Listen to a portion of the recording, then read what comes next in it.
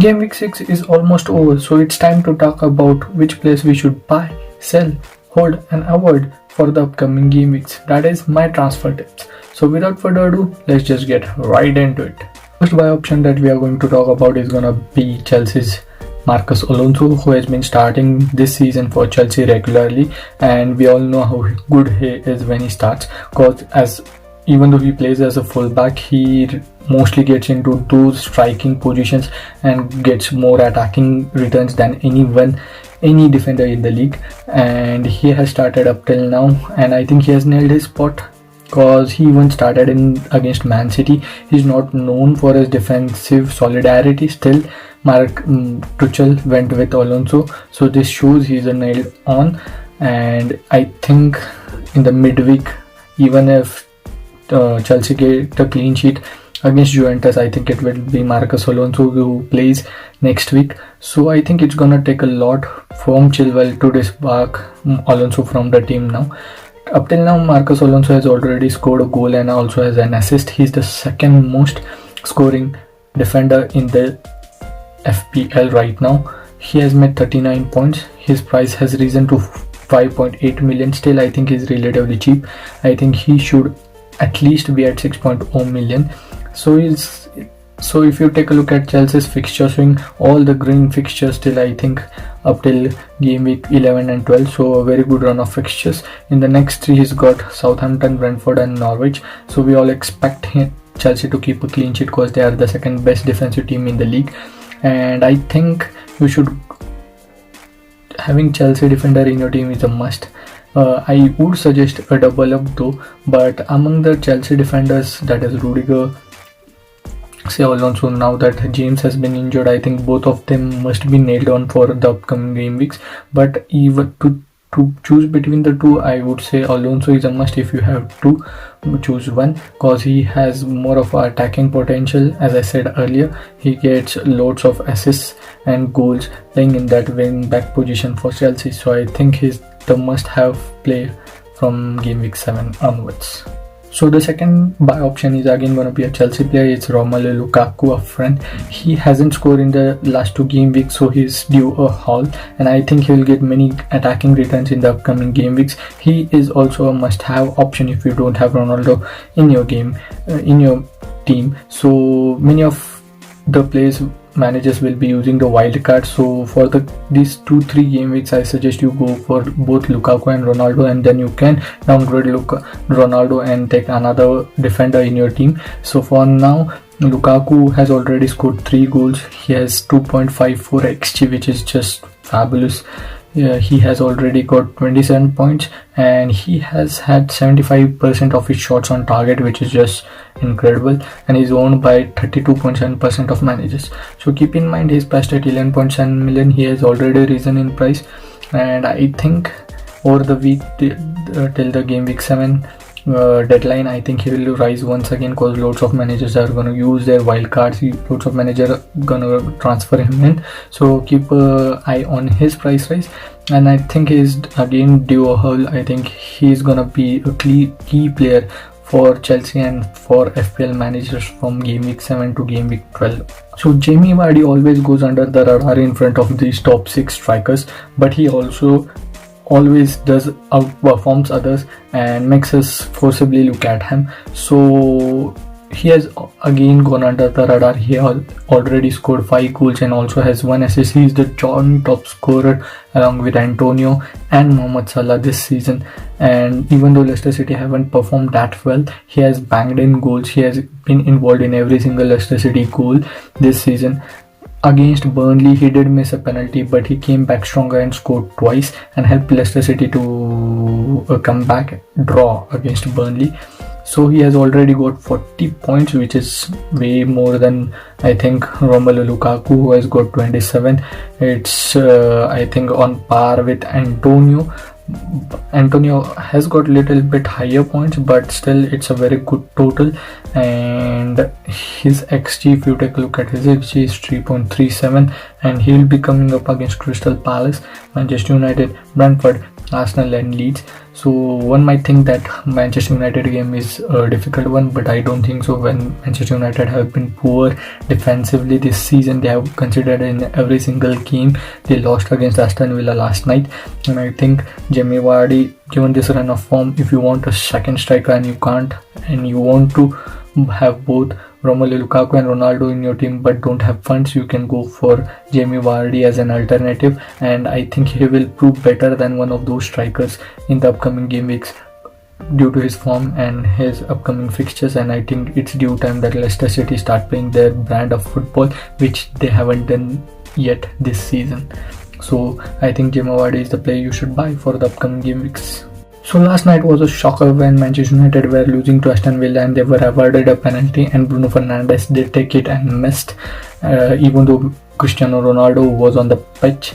So this in a way is gonna be good for us FPL managers, because there's no way in hell that Bruno Fernandes is gonna take another penalty when Cristiano Ronaldo is on the pitch, and Manchester United have got their kick up their backs, and I think they're going to perform really well in upcoming game weeks before the international week, and they'll be coming up against I think Everton and Leicester. So last game week, that is against Aston Villa, was the only game where Cristiano Ronaldo didn't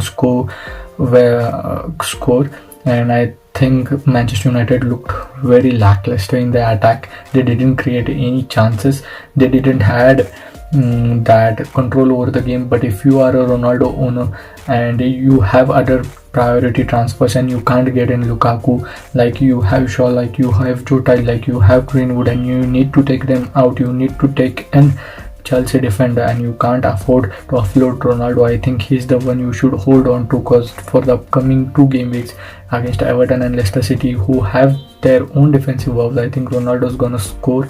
I think he is a hold for now, because I think Manchester United will bounce back, and we all know when you put Ronaldo down, you better be scared for the next game, because he's just gonna roar and get more and more goals, and for us more and more attacking returns. So Cristiano Ronaldo, if you have other transfer priorities, is a hold for me. So Luke Shaw got injured last night and was taken off. He didn't look that injured, like he won't miss 2 or 3 game weeks, but he might miss the next one, he might recover. But if you take a look at other teams' fixture list, I think if you take a look at Chelsea's or Arsenal's or even Wolves, they have a good fixture run. And if you take a look at Manchester United fixtures, it's Everton, Leicester and Liverpool, Man City, I think. So, and if you take a look at their defensive woes this season, they haven't kept a clean sheet yet. They have been really poor. They aren't conceding many goals, but in terms of FPL, conceding 1 goal ruins our clean sheet, ruins our points. So I think Luke Shaw is a sell for this week, as you can bring in Chelsea defenders, or you can, if you want a low price defender, you can also bring in Ben White from Arsenal or Wolves defenders. Luke Shaw is relatively high priced. He's 5.5 million. I think his price will drop in coming days.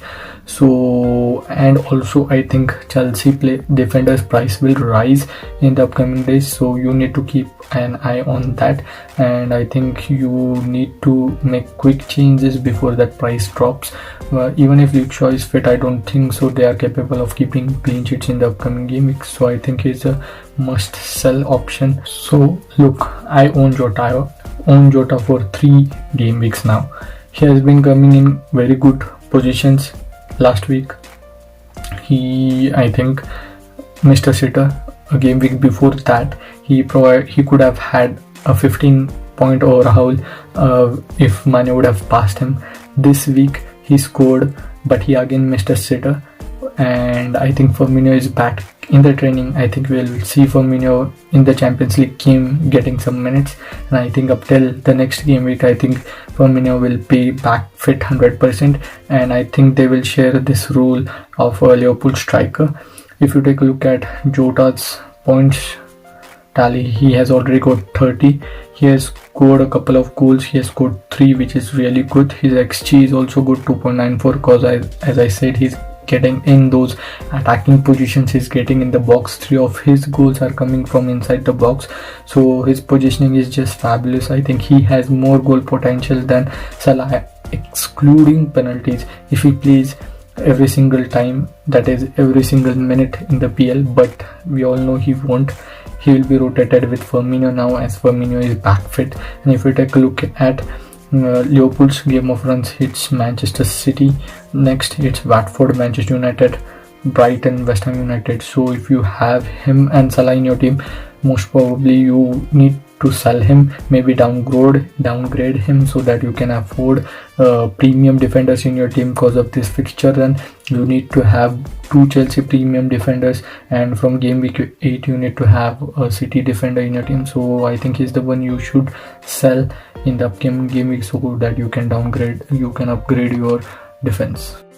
So Demarai Gray is a void for me, and I'm gonna give you a perfect explanation for that. You might all be surprised, but if you take a look at their run of fixtures, it's not that easy, it's not that difficult, it's a normal one. It's Manchester United, West Ham United, Watford, Wolves, Tottenham, and we all know that Richarlison and Dominic Calvert-Lewin is injured. We all know Townsend is on penalties right now, and what happens when Richarlison and DCL gets back?